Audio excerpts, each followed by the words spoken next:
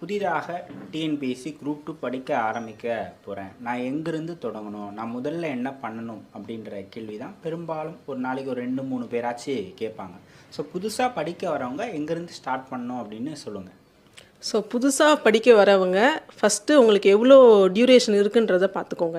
இப்போது நான் வந்து இந்த அட்டெம்ப்ட் கொடுக்கல, நான் நெக்ஸ்ட் இயர் தான் அட்டெம்ப்ட் கொடுக்க போகிறேன் அப்படின்னா உங்களுக்கு டைம் நிறையாவே இருக்குது. அப்போ நீங்கள் பேசிக்ஸ்லேருந்தே ரொம்ப ஸ்ட்ராங்காகவே ஃபவுண்டேஷன் போட்டு கொண்டு போகலாம். அப்போ நீங்கள் எங்கேருந்து ஸ்டார்ட் பண்ணணும், ஸ்கூல் புக்ஸ்லேருந்து ஸ்டார்ட் பண்ணணும். ஸோ அதுதான் இப்போது எனக்கு வந்து இப்போ நான் வரும்போது எனக்கு டைம் இல்லை, எனக்கு வித்தின் 4 months எனக்கு ப்ரிலிம்ஸ் இருக்குது. அப்போ நான் ஸ்கூல் புக்ஸ்லேருந்து ஸ்டார்ட் பண்ணேன்னா எனக்கு வந்து சிலபஸ் வைஸ் ஸ்கூல் புக்கில் தேடி படிக்கிறதுக்கான அந்த ஒரு பொறுமை வந்து எனக்கு இல்லை, எனக்கு டைமும் இல்லை. அப்போ நான் என்ன பண்ணிட்டேன், ஒரு வீடியோ கோர்ஸை நான் பர்ச்சேஸ் பண்ணிக்கிட்டேன். அப்போ நீங்கள் வீடியோ கோர்ஸ் வந்து சிலபஸ் வைஸ் படிச்சுட்டு போனாலும் ஓகே. ஷார்ட் ஸ்பேனில் முடிக்கணும், ஏதாவது ஒரு வீடியோ கோர்ஸ் எடுத்துக்கோங்க. இப்போ யூடியூப்ஸ்மே நிறையா அவைலபிளாக இருக்குது.